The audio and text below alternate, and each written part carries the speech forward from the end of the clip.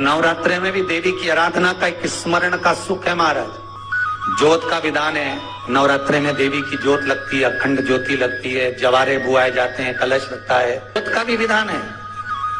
जिसके यहाँ दिया अखंड जलाया जाता है, अगर वो दिए की लो, दिए की बाती अगर दक्षिण दिशा की होती है तो उसके घर में साल भर में एक घात जरूर होती है। जो दिया अखंड जलता है उसकी बाती का मुख दक्षिण का नहीं होना चाहिए। अगर आपने देवी भागवत का स्मरण करा हो, देवी भागवत को अगर सुना हो, तो देवी भागवत में स्पष्ट किया गया कि पूर्व की ओर मुख करा हुआ दिया, अर्थात पूर्व की ओर ज्योत जो जलाई जाती है वो संपदा की वृद्धि करती है। पश्चिम की ओर मुख कर कर जो ज्योत लगाई जाती है महाराज, वो वैभव को देती है। और उत्तर की ओर जो मुख कर कर ज्योत जलाई जाती है, उत्तर की ओर जो ज्योत का मुख रहता है वो आयु की वृद्धि करती है, घर में अकाल मौत को रोकती है। नवरात्रे का जो भाव तत्व है उसको भी अच्छे से समझ लेना। दक्षिण की ओर ज्योत ना लगाएं, अगर आपको लगाना है पूरब की लगाएं, पश्चिम की लगाएं या उत्तर की लगाएं। और जितने दिन महारानी जगदम्बा जगतधात्री दुर्गा भवानी, अब की बार माता जी घोड़े पर आई है। हर बार देवी बदल बदल के आती है, इस बार जो नवरात्रे आए वो घोड़े के आए। तो घोड़े पर जो देवी जी आती है वो समृद्धि को देने वाली आती है, लक्ष्मी की वृद्धि करने वाली आती है। जैसी घोड़े की रफ्तार होती है उस रफ्तार से लक्ष्मी घर में आती है। तो ये मत सोचना कि कोरोना महामारी ने हमको नीचे गिरा दिया या कोरोना महामारी ने रोक दिया, कमाई के स्रोत रोक दिए, धन रोक दिया।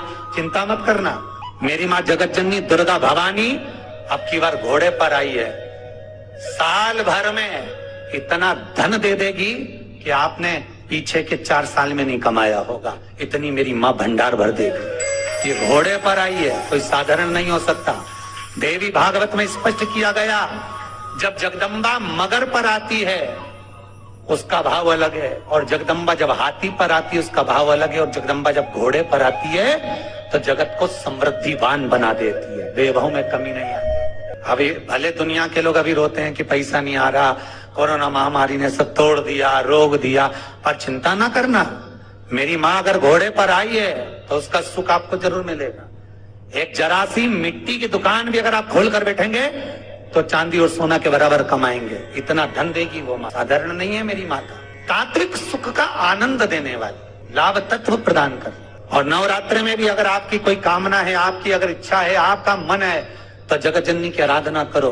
पति और पत्नी में अगर क्लेश है तो जगदम्बा के मंदिर में मक्खन चढ़ाओ, प्रेम बढ़ जाएगा। आपको लगता है कि पति कोई अन्य स्त्री से लगा हुआ है या परिवार टूट रहा है, तलाक तक पहुंच गया है, तो माता के मंदिर में आप ध्वजा लगवाइए, उस ध्वजा पर मक्खन लगाकर लगवाइए, आपको लाभ मिलेगा। यदि आपको लगता है कि बच्चे बहुत ज्यादा अपशब्द बोल रहे हैं, मुंह चला रहे हैं और प्रेम नहीं रख रहे, तो माता के मंदिर में लाल पुष्प, लाल चंदन और लाल चूड़ी माँ को समर्पित करिए, प्रेम बढ़ेगा।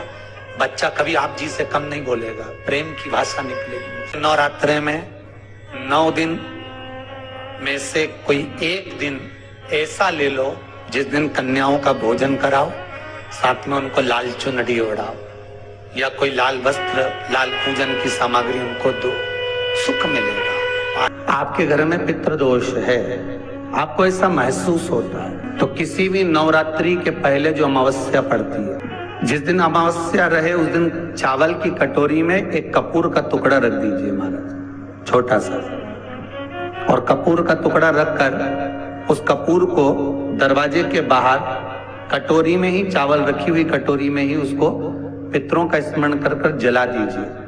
और जलाने के बाद उस चावल को कहीं भी किसी भी वृक्ष की छांव में पक्षियों के लिए डाल दीजिए। शिव महापुराण की कथा कहती है, अगर मान लो पितर आपको कष्ट दे रहे हैं, पितर आपको तकलीफ दे रहे हैं, कोई काम नहीं होने दे रहे हैं, या कहीं आपको ऐसा लगता है कि पितरों का दोष है, तो वो पितृ दोष देवी, अब ये जो आप करेंगे ये कब कर रहे हैं? अमावस्या के दिन आप उसको रख रहे हैं अमावस्या के दिन उसको रखकर रात भर अपने रखा कपूर के साथ में, सुबह एकम पड़ गई, नवरात्रि लग गई, उसी दिन उसको जलाकर आपने पटक दिया। अर्थात उससे देवी और पितृ इन दोनों का आशीर्वाद जो प्राप्त होता है, तो घर में से पितृदोष समाप्त होकर लक्ष्मी की वृद्धि प्रारंभ हो जाती है, कार्य में सिद्धता आ जाती है।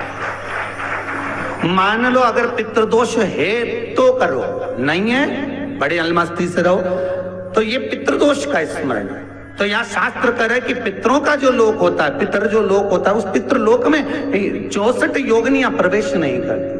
नवरात्रि का 5वां दिन रहे और मान लो कि आपके घर में किसी बच्चे की, लड़के की या लड़की का या मंगल विवाह नहीं हो रहा हो या शादी नहीं हो रही हो, या उस लड़के लड़की के लिए बहुत प्रयास कर लिया आपने और उसकी शादी हो ही नहीं रही, अथक प्रयास आपने कर लिया और उसका मंगल विवाह नहीं हो रहा, तो ये देवी भागवत में स्पष्ट कहा गया है, देवी भागवत में वर्णन किया गया है, देवी भागवत में वर्णित किया गया और देवी भागवत में कहा गया कि आम का जो पत्ते होते हैं, आम का जो पत्ता होता है, आम का जो पल्लव होता है, उस आम के पत्ते पर हल्दी और सिंदूर, इन दोनों से स्वस्तिक का निर्माण किया जाए। देवी भागवत का संवाद है, बहुत ध्यान देना महाराज। जिन कन्याओं का विवाह ना हो पंचमी के दिन, नवरात्रि की कोई सी भी पंचमी, मतलब जो पंचमी तिथि पड़ेगी, कोई भी नवरात्र हो, चाहे वो 4 नवरात्रि में से, चाहे वो पौष का हो, अश्विन का हो, चैत्र का हो, आषाढ़ का हो, किसी भी नवरात्रि में आप कर सकते हैं। एक पान के पत्ते पर, एक ही पत्ते पर जो 2 स्वस्तिक बनेंगे, एक हल्दी का बनेगा, एक सिंदूर का बनेगा। बस अंतर इतना है, जो हल्दी का स्वस्तिक है उस पर कंकु के चावल अर्थात रौली के चावल, रोली कुंकू के चावल रखना है, और जो सिंदूर का है उस पे हल्दी के चावल रखना है। इतना रखकर जिस लड़का लड़की का विवाह नहीं होता उसकी हथेली पर रखकर उसका नाम और गोत्र बोलकर महाराज उसको ले जाकर नीम के पेड़ के नीचे उसको रख दिया जाता है। मात्र 3.5 या 4 महीने ऐसे रहते हैं जिसके अंदर उस लड़का लड़की का विवाह पक्का हो जाता है। जिसका विवाह नहीं होता केवल उसी के लिए। नवरात्रि में देवी जी की जो बाती लगाई जाती है वो लंबी लगाई जाती है। लंबी बाती का प्रमाण अलग होता है। लंबी बाती क्यों लगाई जाती है?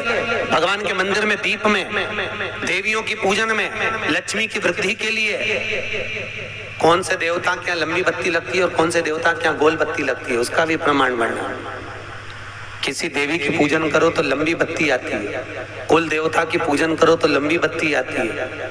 किसी मंदिर में किसी देवता को लगाने जाओ तो गोल बत्ती लगती है, उसका भी प्रमाण है। लंबी बत्ती जहां लगाई है, अगर लक्ष्मी के सामने लगाई है तो लक्ष्मी की लंबाई बढ़ती है, लक्ष्मी की वृद्धि बढ़ती है। अगर कुल देवता के नाम की लगाई है तो वंश की वृद्धि होती है। इसलिए हमारे यहाँ अमावस्या पूनम को जो पाटे माटे भराते हैं उसमें गोल बत्ती नहीं लंबी लगाई जाती है, जिससे हमारा वंश बढ़े। नवरात्रि में देवी जी की जो बाती लगाई जाती है वो लंबी लगाई जाती है, गोल नहीं। क्यों? क्योंकि जिससे माँ हम पर कृपा बना कर रखे, हमारा वंश खूब बढ़े, हमारे यहाँ लक्ष्मी की वृद्धि हो। स्थिर बाती, गोल बाती लगाई जाती है ब्रह्मा के मंदिर में, इंद्र के मंदिर में, देवता के मंदिर में। तुलसी के सम्मुख में लंबी बाती नहीं लगती, तुलसी के सम्मुख में गोल बाती लगाई जाती है, जिससे स्थिरता का भाव केंद्रित। पीपल के वृक्ष के नीचे कभी लंबी बाती नहीं लगती, बड़ के पेड़ के नीचे कभी लंबी बाती नहीं लगती, आंवले के पेड़ के नीचे कभी गोल बाती नहीं लगती। आंवले के वृक्ष के नीचे लंबी बाती लगना चाहिए, धन की वृद्धि। तुलसी के पौधे के नीचे लंबी नहीं लगती, गोल बाती लगती। बातियों का भी प्रमाण। बंदरवाल होती है पहली, आम के पत्ते की बंदरवाल। जब हमारे यहाँ सत्यनारायण भगवान की कथा करते हैं, ब्याह होता है, शादी होती है, शुभ कार्य होता है, तो दरवाजे पर आम की बंदरवाल लगती है। दूसरे नंबर पर है पीपल के पत्ते की बंदरवाल। ये अमावस्या के 1 दिन पहले लगती है और अमावस्या के दूसरे दिन उतरती है और इसको फिर ठंडा कर दिया जाता है। ये जिसके घर में पितृदोष होता है, 1 रुपए कमाओ 100 रुपए खर्च वाला काम हो या मानसिक टेंशन कुछ चल रहा हो, तो पीपल के पत्ते की बंदरवाल लगाई जाती है। तीसरे नंबर पर होती है नीम की बंदरवाल। नवरात्रि जिस दिन प्रारंभ होते हैं, नया संवत्सर जिस दिन प्रारंभ होता है, उस दिन नीम के पत्ते की बंदरवाल लगती है, जो नवरात्रि के 9 दिन तक दरवाजे के बाहर लगी होती है, जिससे घर में कोई नई बीमारी प्रवेश नहीं करती, वो बीमारी बाहर निकल जाती है। इसको नीम के पत्ते की बंदरवाल। चौथे नंबर की होती है आम के पल्लव, आम के पत्ते, पीपल के पत्ते और नीम के पत्ते, इन तीनों की बंदरवाल। ये बंदरवाल 10वीं तिथि को लगकर एकादशी द्वादशी तक लगी रहती है और त्रयोदशी के दिन इसको निकालकर विसर्जन कर दिया जाता है। ये जिस घर में लोग चिड़चिड़ प्रवृत्ति करते हो, क्रोध उत्पन्न होता हो, घर में सामंजस्य नहीं बन रहा हो, आपस में क्लेश बढ़ रहा हो, कोई किसी की नहीं सुनता हो, तब ये आम के पत्ते की, पीपल की और नीम के पत्ते की पल्लव पंदरवाल लगाई जाती है। 10वीं के दिन लगती है, 10वीं, एकादशी, द्वादशी और त्रयोदशी के दिन इसको निकाल दिया जाता है। तो दोस्तों, वीडियो आपको अच्छी लगी हो तो वीडियो को लाइक करें, चैनल को सब्सक्राइब करें, हमारी वीडियो को शेयर करना बिल्कुल भी ना भूलें। मैं आपसे मिलती हूँ अगले वीडियो में। तो तब तक के लिए अपना ध्यान रखिए और खुश रहिए। धन्यवाद।